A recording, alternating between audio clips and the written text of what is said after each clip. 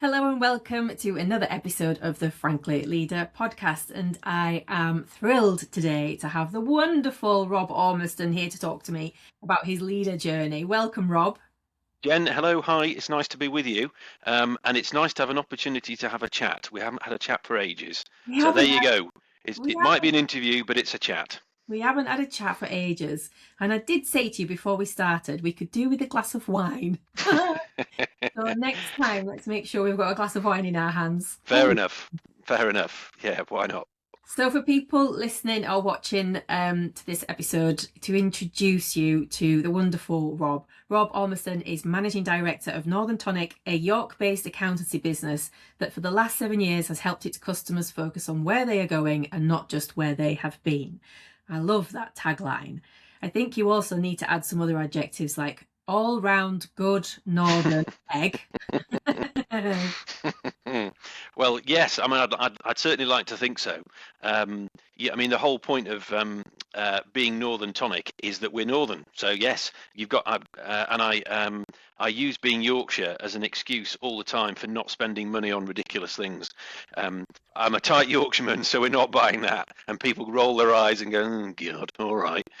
So yes, and the tonic's an interesting one because I'm not going to start embarrassing people by name checking other people but it was somebody who will remain nameless that we both know well, whose idea was to have Northern Tonic. And it's all about being a tonic to businesses' problems and being a tonic to the way that the accountancy profession generally works. Now, it was only afterwards that suddenly I realised that we'd named ourselves after a drink. And so most people now assume that we're some kind of gin brand, which is a bit random, but we're not. We're accountants, I promise you. I mean, there's a great line there for you to send gin presents. I don't know if you can do that actually, but gin presents. Well, you're on the right lines. I'm a bit squeamish about sending out alcohol, Yes, but we could just send out some nice tonics, couldn't we? you could, or you could send the alcohol-free ones. They're quite nice. Oh, also true. Yes, also true. It's But we're the tonic to your gin, aren't we? And also, tonic's cheaper, so you're back to the tight Yorkshireman. always again. Always again. Yeah. It's also refreshing, a tonic, and I think that was probably one of the words that I would use about you. It's refreshing. I love what you're doing with Northern Tonic. I think the work you put in when you first started the business, particularly around your culture and the intention behind your culture and your values, was like, it was fun. It was fun. It was meaningful. It was fresh, refreshing. So yeah, I'm really excited to get into this conversation. Well, absolutely. Maybe at the end you won't be so excited, but let's see. Let's see how you feel when you time we get to the end. This podcast is all about sharing what is it really like to be a leader, because I think a lot of people think there's a lot of like myths around leadership, that leaders are born, that you've either got natural leadership talent or not, and we're trying to debunk some of those myths and also those things about anyone can be a leader. You don't have to be in a leadership position to be leaderful in your work or your life. So we're trying to demystify some of that. And probably the most important thing is that point about leaders are human beings too. They're not robots. They're human beings. They've got stuff that they carry with them while they're trying to do their leadership role. So really trying to get that across as well. No pressure. Well, yeah. I mean, it's quite a broad spectrum of things, so we'll see where we get to. But yeah, I mean, I'm going to hazard a guess that most people end up as leaders by accident. Yes. And and everybody is different as a leader because everybody's different. So to say that that there isn't a right or wrong. And the other thing, which is a real hobby horse of mine, is generally speaking, we spend a lot of time learning some kind of skill, trade, profession, something. In the context of a small business owner, that would be what you use to make your money. That's the skill or service or thing that you're selling. But what do we never ever get any support on is how to run a business, how to be a leader. And that really is just left up to us. And some people make a hash of it and some people make a good fist of it. And hire organizations like Frankly to help them figure that out. Absolutely. And you have to think of it seriously. You have to think of it as an investment in your future. Yeah, definitely, definitely. Well, you've a great segue because we're going to start at the beginning, which that point about accidental leadership. And I ask everybody this question: when you were young and you thought about what do I want to do when I grow up, did you dream about one day I'm going to be a leader? I thought you were going to say, did you dream about being an accountant? Um, That, do you know, why would I ever say that? I I never dreamt of being a leader, and that's not what people dream of. People dream of being an accountant or an F1 driver or of something. I You mean, dream about being an accountant. Most people don't. I no, I mean, I honestly don't really know what I wanted to be when I was a kid. I mean, I, I, I I ended up doing economics because it was a bit of a reaction to all the standard subjects. It felt like it was a bit different. I mean, that just goes to show the sort of, you know, out there lifestyle that I had when I was a kid. If I thought economics was a bit of a wild Oh, choice, but anyway, that's why I did it. And then I ended up going through the milk round when it was still a thing. Most people, all those youngsters out there, won't even know what the milk round is. Um, and I end up falling into accountancy. Um, and there was no particular plan, but it was only really at that point that I then realised that that was a way into business. But at no point did I ever really think I wanted to be a leader. I mean, I'm not really sure that people do think that way. no. No, most people that have been on the podcast so far say no to that question, and there's a smaller number of people that are like, well, I really liked organising people when I was younger, so I thought, oh, maybe I could be good at organising people, which in one way is one thing that leaders do have to do, which is organise people to work together well towards a common vision and get stuff done. But no, nobody has want to be a leader when I grow up on their vision board yet. I've not had that yet. No, well, I mean that's because it's never part of anything that anybody learns, is it? No. Which comes back to the first point, which is that you learn a skill or a trade or a profession, and you don't learn any of the other things around it, which are actually more important. And to Yeah. be fair, most of it's to do with how you interact with people anyway. Yes. Yes. So much of it about relationships. I mean, it's pretty. I mean, especially if you're an accountant. I mean, Yeah. anybody who's in a service industry. I mean, all we've got is people. We've Yeah. got people everywhere you look. We've got no machinery. We've just got Yeah. people. Yeah. But even if you're not in that sort of industry and you're in you're making stuff or you're doing something, I don't know, you're using equipment, which is integral part. It's still interacting with your customers, Yes. and you'll still go back to the same builders or gardeners or whoever it is that you interact with outside of your business life, where you get on with them. Mm. Definitely. So tell me, what was your first? Where did it all began? The begin. Where did the leadership journey begin? What was your first leadership position? How did it all come about? Well, do you know what? I'd love. So you're obviously talking about something serious in business, but the my first experience of leadership was when I was about 9, 8, because I was at a school abroad, and they formed a Cub Scout group, and I was promoted to be sixer immediately. So Ooh. there you go. I was destined to be in a leadership role from that point. I mean, look, it's absolute What? nonsense, isn't it? Hey, for those of us that never went to Cubs, because I've got the wrong body for that. What's a sixer? Oh, it's like a patrol leader. It's just Oh, a sixer was 6 cubs, and it 6+1 or was it 5+1? But anyway, I think it was 5 cubs plus a sixer, and oh, you had a second. But it's not really relevant any of this, to be fair, because it's such a long time ago, and I don't think it's particularly matters. The first real leadership scenario that I was in was when I joined EY, or Ernst and Young as it was at the time. So one of the big six accountancy firms. Again, I'm showing my age. There's only big four now. And you got thrown in at the deep end very early on, managing audit teams. And obviously, the more junior you were, the smaller the team was that you managed. But then the more you progressed, you went on bigger audit jobs that required bigger groups of people, and you ended up in a leadership role. And it was quite transactional because it was very much about delivering that particular project. There was a very small amount of appraisal type work because you had to give a performance review about how everybody did on every audit, which was a complete and utter pain. But anyway, the sort of the raw ingredients of it were there, I suppose. But I have to say that whilst whilst it was a fairly wild experience in many ways, looking back on it, I was so lucky to have started there, because their investment in their people was extraordinary. And it wasn't just technical. I mean, obviously they were trying to get accountants through exams and all that jazz, but they were trying to get people who would be future managers and leaders in their organization. So there was management development programs coming out of your ears. Yeah. I mean, you couldn't move for that sort of stuff. Now, actually, to be in that sort of organization was an amazing place to start. Yeah, incredible. Like, I was just thinking the well, two things. I want to come back to the Cubs, but before I do that, like, how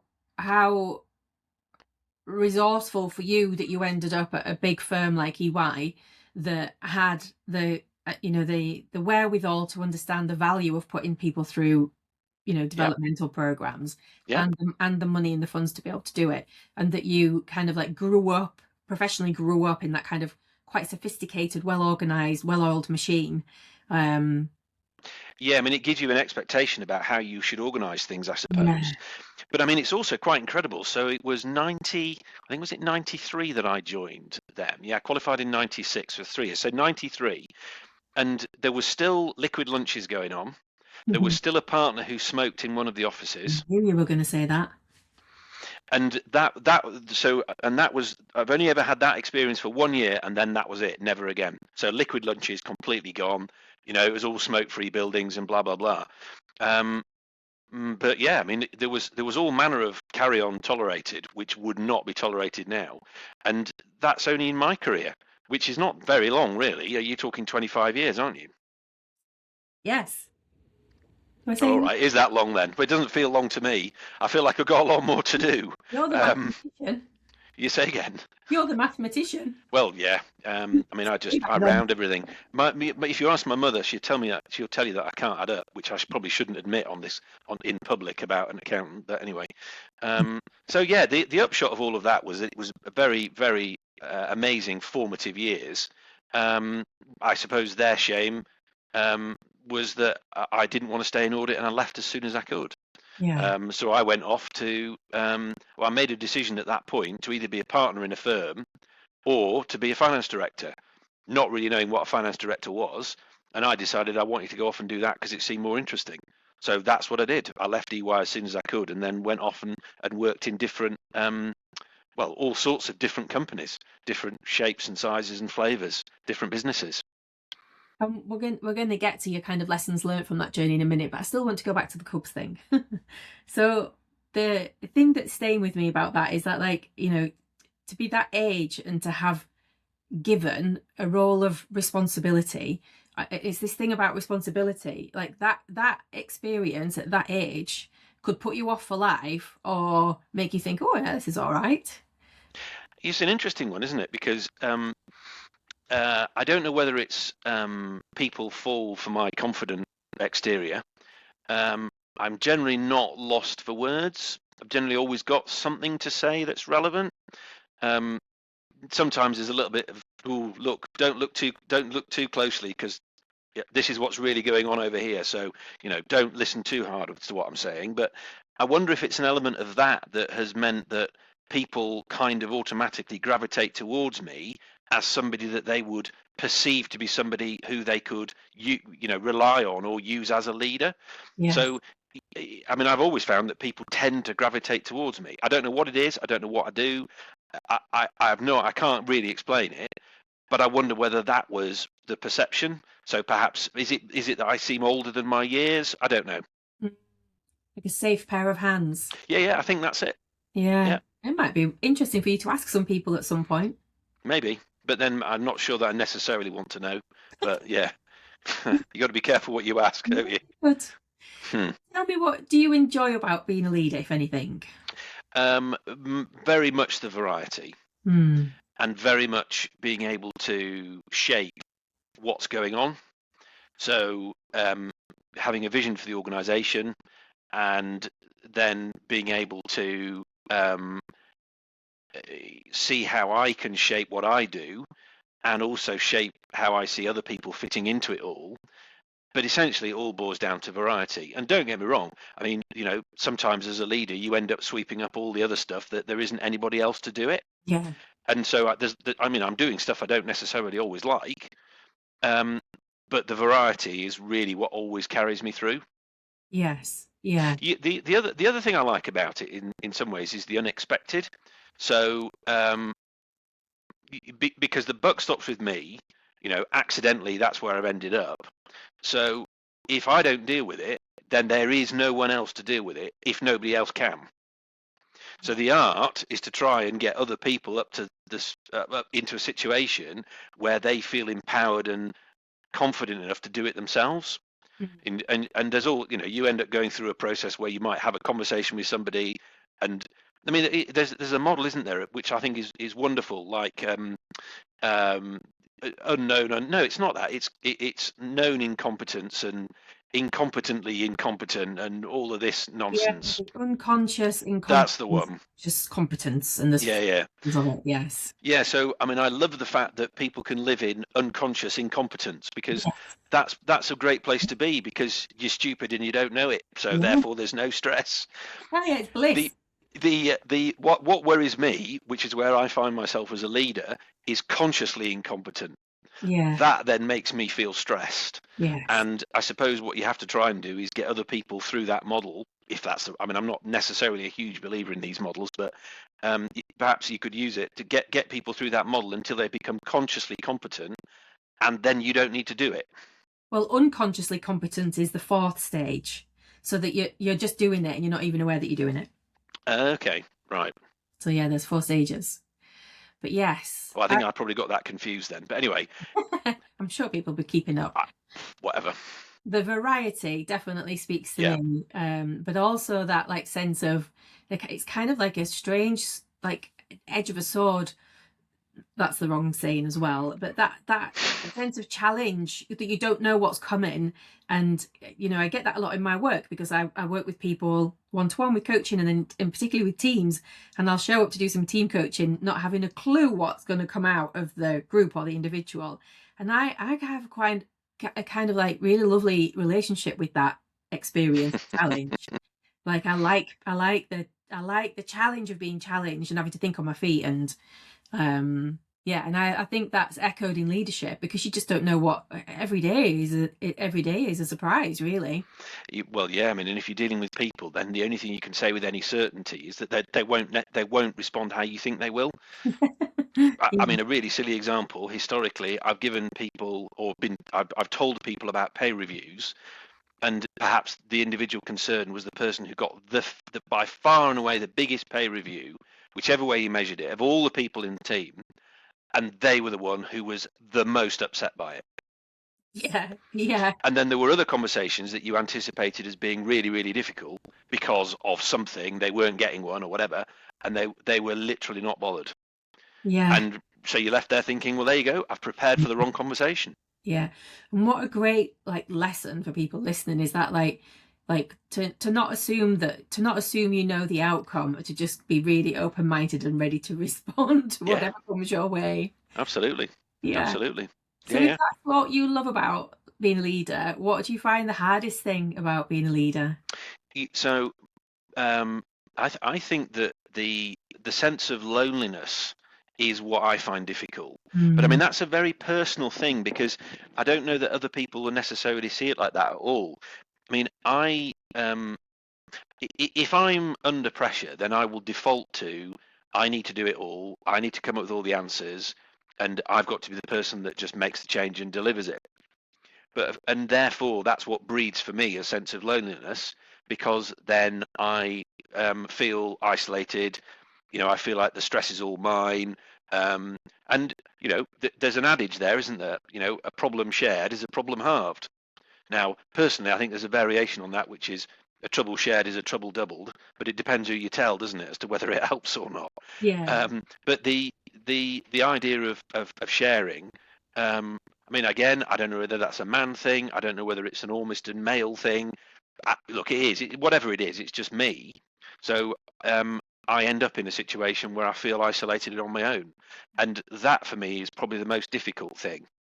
Yeah. And I want to say to you, you are absolutely not on your own, because 99% of the people that I've interviewed so far, this is season 3, have talked about the loneliness of being a leader in maybe slightly different nuanced contexts. But yeah, it's a really big thing, a really big thing. It surprised me actually how many people have been willing to talk about it as well.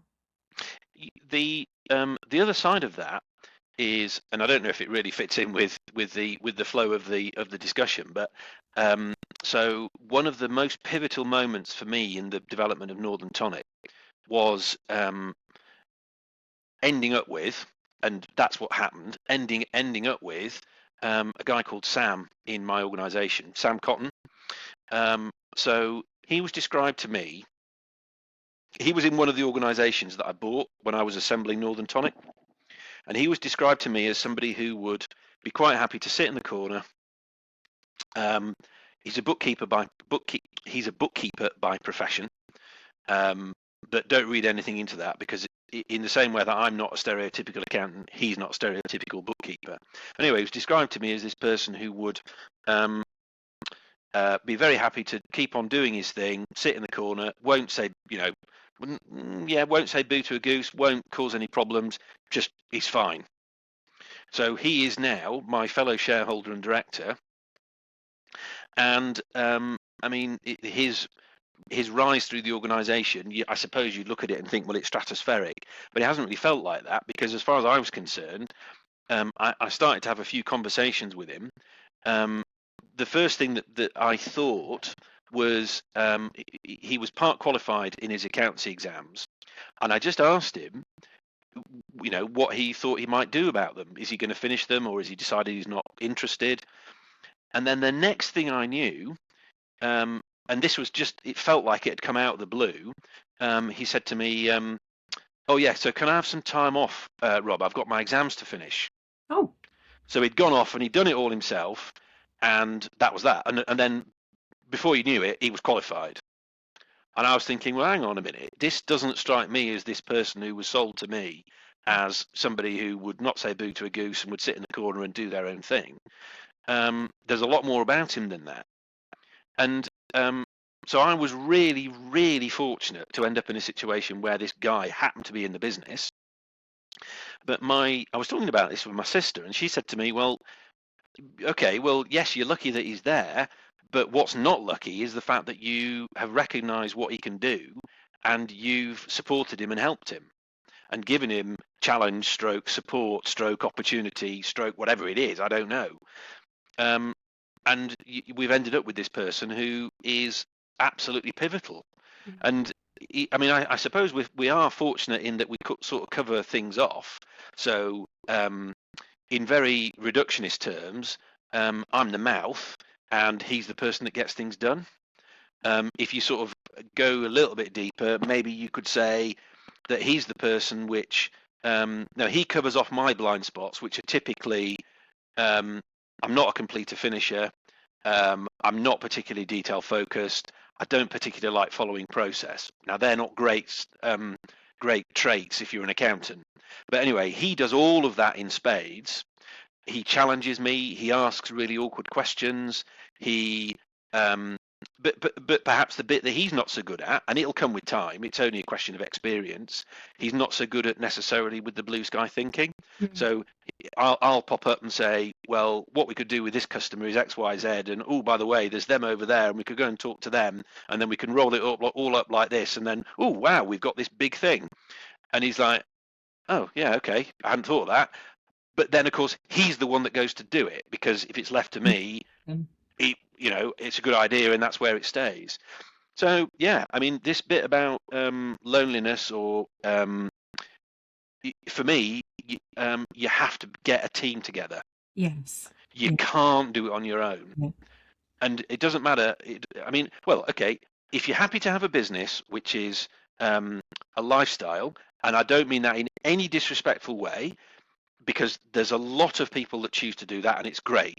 And as soon as you scale, it creates a load of problems, which I think sensibly a lot of people decide they don't want. And that's absolutely fine.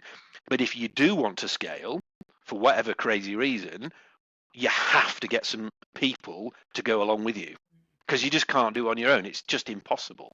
Yeah. And I just want to pick up on like what you've said. Like, first, I hope that Sam listens to this so that he can hear you talking about like just how much you value and appreciate him. And I know that you've told him already, but I just think to hear it. But what I loved most about that was the flipping the story from one person's view of someone's potential versus somebody else's view of that person's potential. And for most of us, we just need someone to help us see the potential in us and to support us to find and unlock that for us to fly and reach Yeah. more of that. And I just think the story you told there was a beautiful example of that. What's interesting is it's rarely, that person is rarely somebody who's particularly close to you. Yeah. So it's rare that a parent is able to do that with a child because there's too much baggage associated with it all.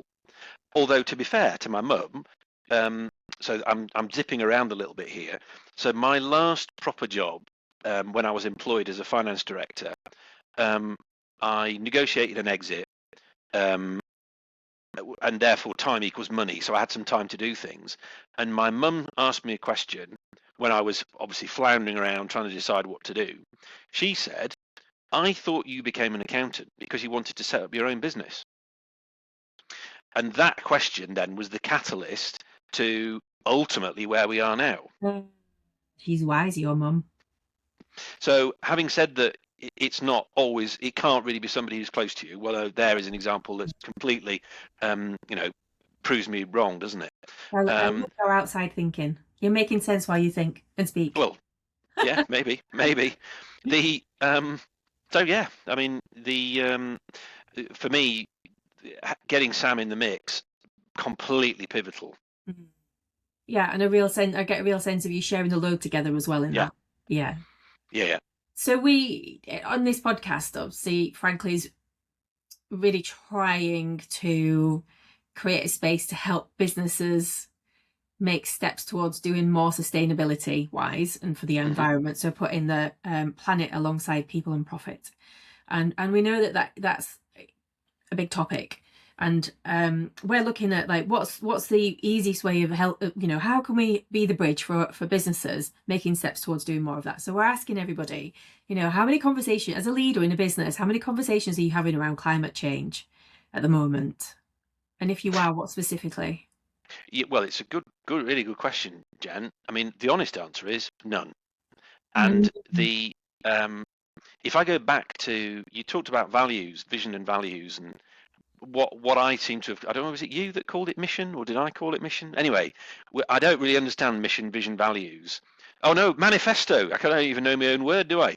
So I don't know I've never really understood mission, vision, values, and what's one and what's another, and how they all overlap and all that. So I just thought, sod it. I'm going to use my own word, manifesto. Yeah, we've got a Yorkshire manifesto as well, but we don't need to talk about that right now.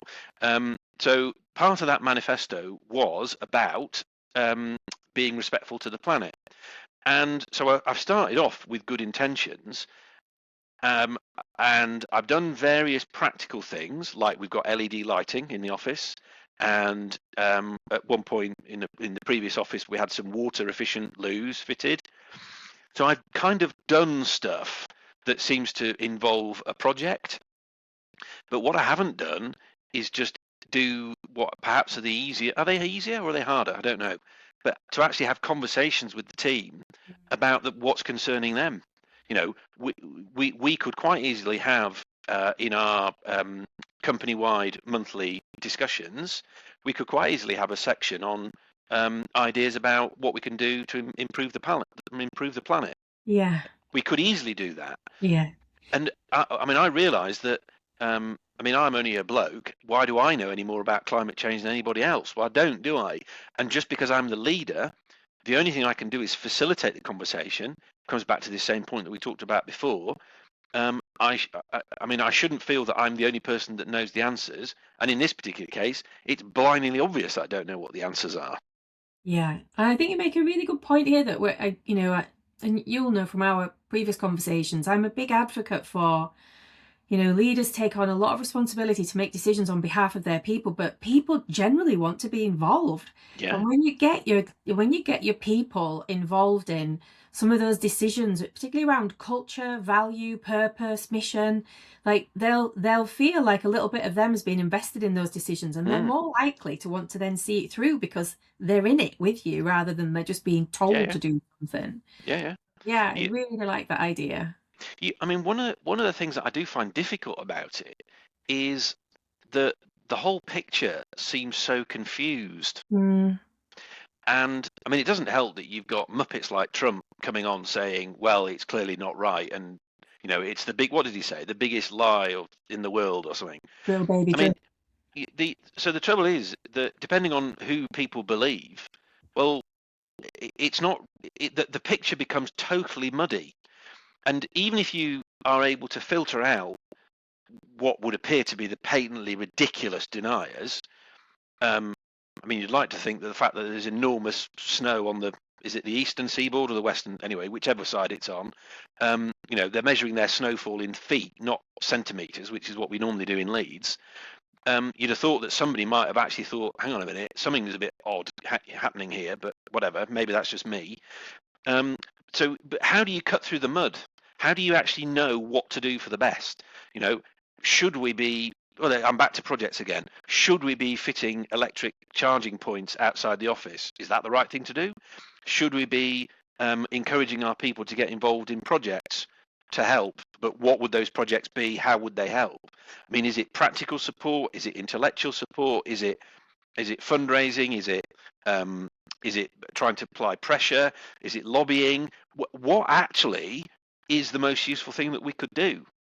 Yeah. Now, whether you know the answer or not, I don't know really. But what I'm trying to do, I'm not really asking the question because I expect an answer. I'm more just trying to express my frustration about what do we do? How I feel stuck. Yeah, it's an overwhelming area, and I think the first question is like, what do we actually have control and influence over True. that also aligns with the kind of vision and purpose, mission, manifesto in your case, we have as an organization. And if we want to step into taking a more proactive, responsible role, what would be meaningful for us as a group of people to come together to do? I think the more aligned to a vision you can make it, and the more easy and fun we can make it, like it's important work, climate, what we all have to do for climate change, but it's important and serious, but it doesn't have to be all serious. It can be fun too. Yeah, that's what I'm trying to say. So yeah, I think you could do any one of those things. It's where you start. Just do one thing, step to better. But I think you're speaking to a theme that I hear a lot from leaders, which is it's overwhelming, and it's not clear where to start. And there isn't a kind of pro forma framework that you could I mean, there are lots of frameworks, but which one do you even start with is also overwhelming. So yeah, I think I'm hearing common things from other leaders. So in that same vein, and thinking about what's the stuff that gets in the way from your perspective, and maybe from what you hear your clients as well, like what do you think gets in the way of businesses taking more action? I am going to say that there'll be some common themes, like people will say they haven't got time. People will say they haven't got enough money. I think that the lot of a small business owner, which, let's face it, that's the world that you, me, and most of my customers are operating in. Generally, they are really, really time poor, and they are. There's a massive list of things on the to-do list to do. There is probably some stress going on, probably a bit of overwhelm and burnout going on, and that's before they've even started to think about climate change. So there are one or two of my customers that I know, and I know a couple of accountants who only deal with things that relate to climate change. So I know of an accountant who only works with customers who put climate change front and center in what they do. But that makes it a very, very specialist accountancy practice. Nothing wrong with that at all. No. And there's a lot of sense in as far making your marketing specific. So it kind of works from that point of view. But I don't know many business owners who make climate change central to their agenda. And I'm guessing it's to do with, okay, you could always say that the time thing is just an excuse, because if you want something doing, ask a busy person. I would generally also say that this whole point about not knowing where to start, I would say, is pretty key too. Mm. Yeah. Yeah, and I guess it's who you're rubbing shoulders with as well, isn't it? I think I am lucky, and maybe with some of my climate commission work as well that I do as a volunteer, I do hear examples of organisations locally that are really trying to put planet front and centre in their businesses. And it's good to have those examples, isn't it, of what other Yeah. people have done so that you can take inspiration. Yeah. So what, like, with all of that in mind around, the future that's coming and climate change, what are those like skills that you think leaders need to be really refining and having their toolkit so that they've got the capacity and capability to navigate these tricky problems? So I'm going to interpret your question as general issues about leadership as opposed to specifically relating to climate change. Yeah. And because I would say that the themes are common. So I think that there are a few points here. First of all, you have to be able to delegate, because if you aren't thinking in terms of what needs to be done and who's going to do it, and by the way, it's not me, then unfortunately you will not make progress because you will just drown. So that idea about delegation is so important.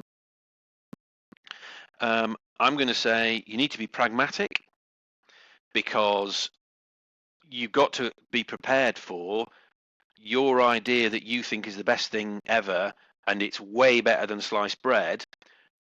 When you actually start talking about it and you're starting to get other people involved, well, first of all, some people may just feel that they can't do it or don't want to do it, or somebody may come up with some better ideas. So you have to be pragmatic. You have to be prepared to um,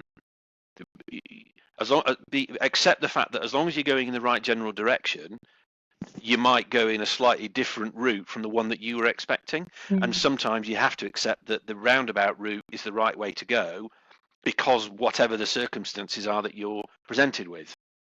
And going from A to B, the straightest route, may not be possible because you've got different people or the wrong people, or whatever the circumstances. So that being pragmatic, to kind of be flexible about where you end up, or the way you get there, Yes. ending up at the right point. Yeah. I think that's important. I also think you have to have a very clear idea about what you're trying to achieve. Now, my language would be future focus, future direction, future position. I would make that in terms of financials, because I'm a finance person, so I would always default to that. But it doesn't need to be. It could be number of customers. It could be market reach. It could be number of employees that you've got in your business. But you have to have some sort of route plan mapped out, so that you know the direction of travel, because otherwise it's really difficult to know whether you're achieving anything if you don't actually know where you were trying to get to in the first place. Yeah. Yeah.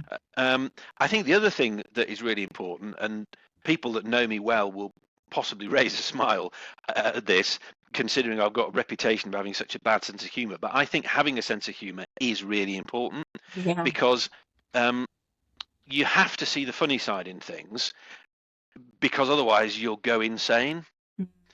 So, a great example of this, and I'll need to be really careful how I put this, because it might offend somebody, but so a random thing popped up on my mobile where I used to get a transcription of all my voice messages. Now it's gone away again now. I don't know why it appeared and why it went. Anyway, whatever, such is Android. But it transcribed some wonderful messages. Oh, wonderful. So I had a call from a Mr. Bastard, which was great, and I'm not going to say any more than that, because I'm not trying to identify anybody, and it's clearly not a reflection on them. But Android thought that it was a Mr. Bastard. Utter gibberish. Now I used to read these out to colleagues. They probably just thought I was going mental, but it was just a really great way for me just to have a bit of a laugh at something. Yes. because you could have looked at that and thought, well, it's just ridiculous. Technology's getting it wrong. Whatever. It's just wasting my time. But it was just see the funny side, Yes. because I sure it certainly helps. And you get knocks, and you have to be able to see your way through them somehow, because it ain't all going to go your way. And as you started that talking about a sense of humour, the word that popped into my head was sanity. And then you said you'll go insane if not. And I thought, yes, that's why I was thinking sanity. So it's a tough environment to work in to be a leader. So anything that helps you to stay sane is surely a useful thing. So I don't know if you know of the author Douglas Adams. He wrote Hitchhiker's Guide to the Galaxy and other books, and so Ronnie Barker and Douglas Adams, that about sums up my sense of humour. Right. No, it's a short quote. All he said was, "Go mad now, save your sanity for later." No, I love that. I love that. And that's really what you're saying, isn't it? Yeah. Because you're back to the pragmatism thing again. You just have to be able to roll with it. You do. And we're just coming up to the last two questions. So in every episode, I ask that people being interviewed to tell me the question that they think I'm missing that I should ask. And then I put you on the spot and say, right, well, answer your question then. So your question was, who's the most influential, best or worst leader you have ever worked with, and what made them like that? The best or worst? Well, I mean, obviously, there's two examples. So the best one was he was a finance director. I was a financial controller in the organisation. He was an amazingly bright bloke, but he didn't lord it over anybody. But I mean, intellectually, he could think anybody under the table. And it was an extremely challenging place to be, because there was an absolutely ton of stuff to do, really, really high volume. And it was really complex because of the nature of the organization. There was all sorts of companies and all sorts of bits going on, different countries and currencies and all sorts. And so he spent time building a really strong team ethos. He thought he was quite good at manipulating people, which was quite funny to watch because it was so obvious, which was an interesting aside. That really didn't really detract from the things that he was doing well. He was really clear about what his expectations were. He was really clear about whether you'd done a good job or a bad job, but not in a nasty way. Mm. And he was really clear about the direction of travel for what he was trying to achieve. So therefore, it meant it was quite easy to slot in, and he was also prepared to invest in the team, developing skills, external courses. It was in a relatively large organisation, not quite like EY, but it now probably is about as big as that. But anyway, so there was a budget to actually invest in things like management development programs and that kind of stuff. So there was a lot of that going on. But the essence of it was that he really valued the people. And he didn't necessarily always get it right, and he didn't necessarily always show it, and sometimes he was a bit short, and sometimes he had a bad day, and all of that. But most of the time, you knew that he valued you. And I think that's what it boiled down to. Yeah. Now, interestingly, the worst is pretty much the polar opposite of that. Right. So I'll sum it up I'll sum it up first, and then I'll give you a bit more background. But I'll sum it up by saying I was made redundant from there. Thank God for that. So I spent, I don't know, 12, 18 months, however long it was. I pretty much hated all of it. I was trying to be something that I wasn't. The bloke was a bully. The highlight or the low light was when he described, I wrote this down actually. I mean, oh, that's right, yeah. He called a piece of work that I did total shit to my face. That, he said, is total shit. And that is how you don't give people constructive feedback. Bloody hell. I mean, it's really weird, really. And it's not, you in thinking about this question, it made me just think about it. I haven't really thought about it for a long time. So it doesn't really form part of my life in any way. It's not particularly, it is what it is. I wish him all the happiness in the world. I fear that he won't be a particularly happy man. But it's not up to me, is it?